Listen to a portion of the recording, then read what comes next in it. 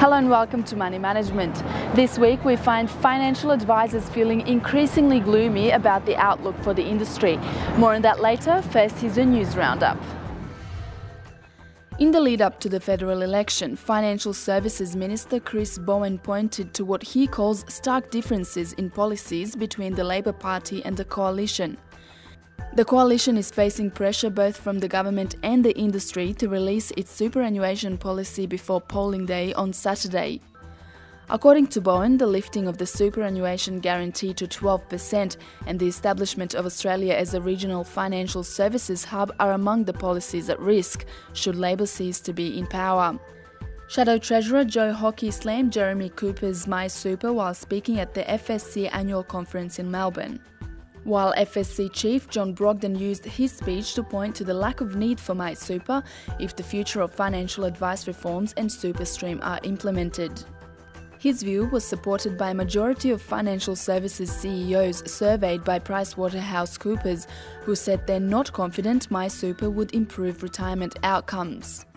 Chief executives working in financial services also expect increased industry consolidation and the reduction in planner numbers, according to the PwC survey.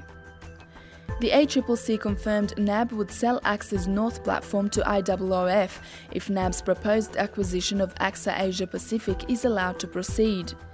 The ACCC said it's now considering NAB's revised approach, while AXA's parent company agreed to a further extension of the negotiation period. Meanwhile, NAB declared it is currently transitioning around 20 new advice businesses to MLC licensees. The Commonwealth Bank reported net profit of $4.6 billion for the last financial year, with Colonial First State and CommInsure among the group's best performers. Westpac announced St George chief Greg Bartlett will retire in December to be succeeded by Rob Chapman, current CEO of Bank South Australia. Listed financial services company and dealer group Superwoman is proceeding with legal action against its former chief executive David Ross and executive chairman Colin Grant.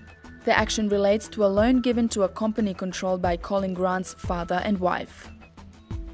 Meanwhile, former West Point Chief Financial Controller Graham Rundle faces up to 10 years of imprisonment, with Rundle set to stand trial on charges brought by ASIC. The Financial Planning Association acknowledged its program for raising financial literacy, DollarSmart, needs more industry support. The FPA's Rebecca Murray said not all schools have taken up the FPA's program, despite it being on offer since 2003. And finally, recruitment group Profusion reported advertised jobs for advisors were down in the second quarter of this year, while the insurance industry performed strongly on the hiring front over the same period. In this week's Money Management, Mike Taylor examines the motivations behind NAB's pursuit of AXA Asia Pacific.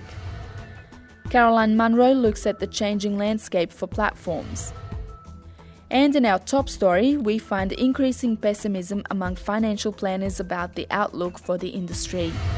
For all those stories and more, see tomorrow's issue of Money Management. Thanks for being with us, and we'll see you again next week.